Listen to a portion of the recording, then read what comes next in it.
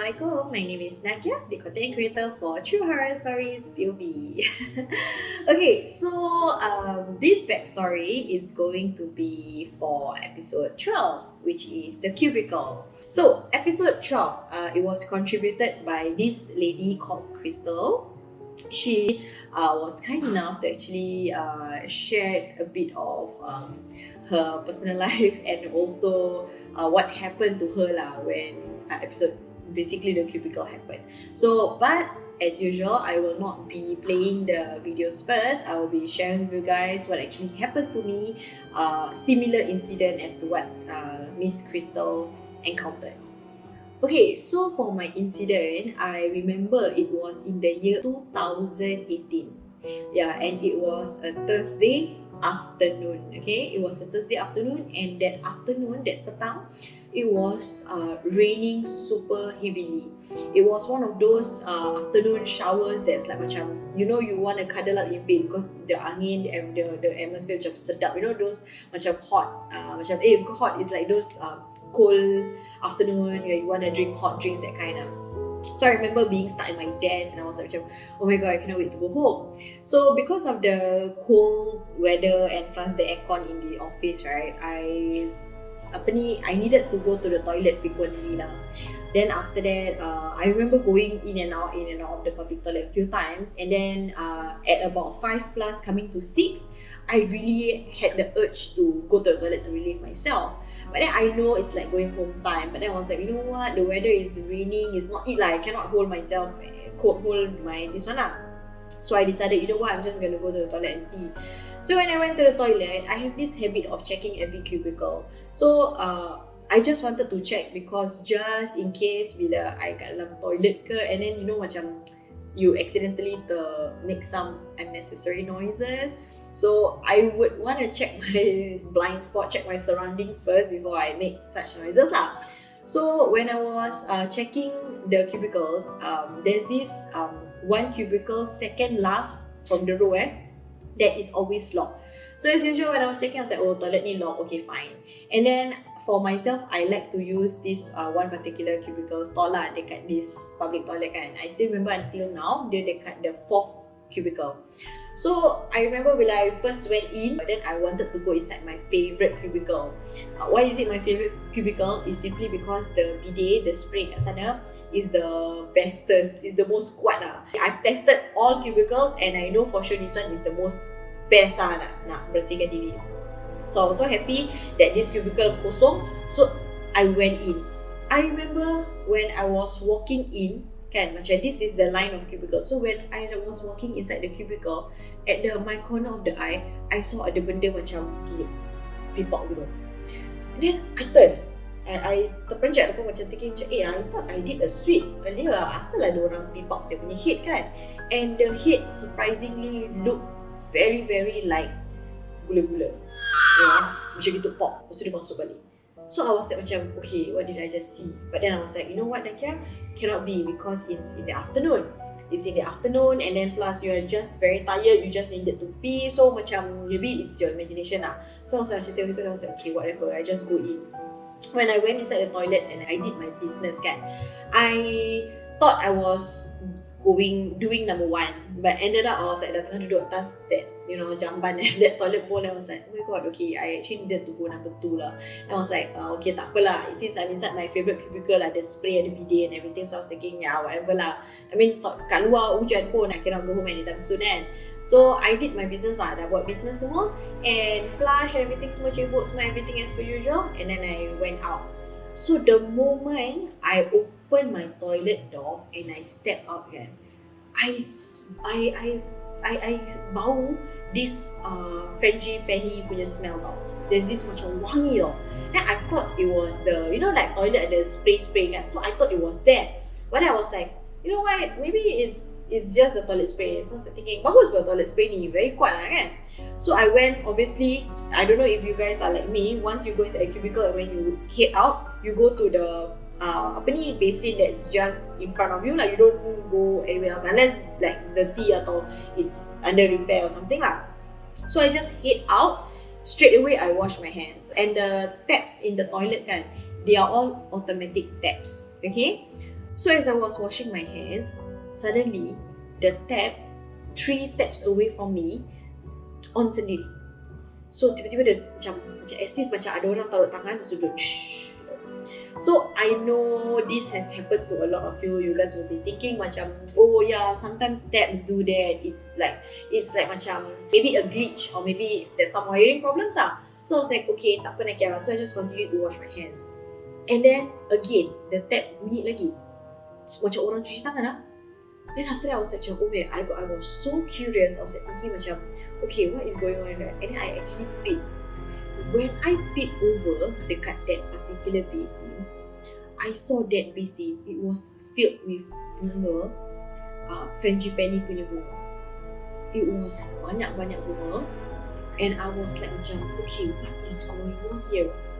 And I swear, during the time when I was in the toilet doing my business, there wasn't any footsteps, there wasn't any sound, there wasn't any orang coming inside the toilet ke cuci tangan ke, there wasn't any sound. I was totally alone because I remember lah, I was tengah, like I said, I was very conscious of my surroundings when I'm doing my business kan. So there wasn't anyone. And when I first came in, there wasn't any smell, tak ada bau bunga, tak ada bau apa benda tau. So there wasn't any flowers, senang kata, when I came in. So when I was washing my hands and then I saw the flowers, I was like, oh my god. Yeah, so me being me, I decided to take a photo of the flowers. So yeah, I actually took photos of that basin. And then the sound, then I heard macam this giggle inside the locked cubicle. And then after that I was like, oh my god, what is going on? And then when I posted this IG story, I remember people asking me like, hey, why you never take upskirt photo of that cubicle? Kau you guys want me to is it? Like obviously I cannot do that lah. Firstly, what if actually there's a person inside there? Secondly is I don't want to anger the thing further, you know. Maybe I actually went inside the toilet at the wrong timing and then it's actually the wrong time because it's my going home time, I'm not supposed to be there, I don't know. So yeah, so that was my experience that I had for this cubicle incident lah.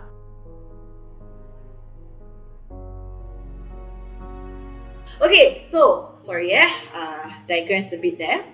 So Miss Crystal actually shared with me her story for episode 12, which is the cubicle. So without further ado, let's watch her backstory on what happened to her. Hi, my name is Crystal and this is my story. The incident started at early January 2021.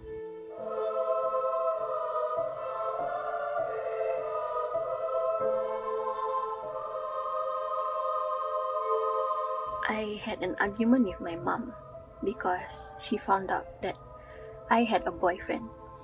And coming from a strict family, she was pretty furious that I got into a relationship behind her back. I usually follow what my parents say, you know, the obedient type.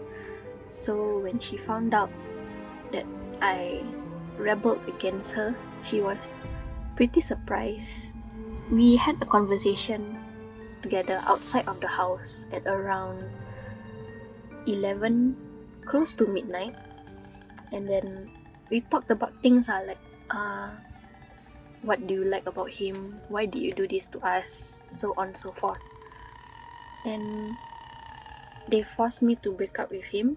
I had to send a text to him in front of my mom to tell him that stop, we need to cut it. It wasn't easy, honestly. You know, when you love someone so much, you suddenly have to break things with them.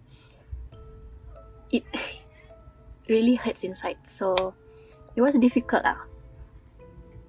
but I had no choice, so I did it. After I sent the text, we talked about for more than 1 hour. When we finished talking, it was going to be 1 a.m. And since we talked outside, my mom asked me to enter the house first to wash my face and get some sleep because I was crying like mad. I look really dead. So I did as I was told. Went to the house, I went to the toilet. Now, I live on a ground level. Near the grid there's a sepak takraw where usually boys will play sepak takraw, and when they communicate, I can hear, it's audible. And when they laugh sometimes, if it's really loud, I can also hear. I went into the toilet with my phone, texting him, telling him reasons why we need to cut it. I was still sobbing. My toilet is like a square shape, a small square. On my right will be the head showers, the windows. So if like there's noises coming from the sepak takraw, I can still hear. While I was crying, you know when you are really, really sad, your heart very lemah. So while I was crying, I really felt it. I felt really broken. While I was texting, I was sobbing. Then suddenly, I heard a soft laughter. It's like a really soft, feminine laughter. It's not a giggle. It's not like how you normally laugh, like ha ha ha. It's just really eerie. And when I heard that laughter, I thought maybe, it's maybe the guys from the sepak takraw, having fun, laughing. But then I checked the time. It's almost 1:30 a.m. Nobody will be at the sepak takraw there playing, Normally the guys will chow from the place maybe midnight. So I was, okay, maybe it's, someone's laughter is just like that. And then I heard it again. And this time it's like nearer, really right beside me. And my chills, my goosebumps, just really like, my hairs all just stand. It's just really plain creepy. It's like a Pontianak's laugh. So I walked out of the kitchen and I saw this really tall, dark figure outside of my house. I didn't want to trust what I feel inside or what my head wants me to think. So I just make excuses. Maybe it's someone who's tall, waiting for the person behind him or in front of him to tag along. But this thing, right, it's so tall that it almost it reaches the ceiling, and it's dark. And a person, when you see their shadow, you can see the shape, the shoulders, the body. This one is just I don't know how to say it. It's disfigured. And I don't know, I just see it. My heart just it beats really, really fast. And I feel like something is not right with this thing that I'm seeing. So I didn't want to stay there.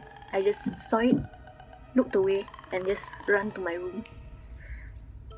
And yeah, that's about it. Okay guys, so that is the backstory for episode 12. Once again, thank you so much Miss Crystal for contributing your stories to us and also for agreeing to do this backstory episode with us. Thank you so much. Okay, we've come to the end of the episode for backstory episode 12. Thank you so much to everyone who have subscribed, liked, and turned on your notification for all our videos. Alhamdulillah, we really, really appreciate your support and everything. Thank you so much. And I hope to see you guys again for the backstory for the next episode. Bye!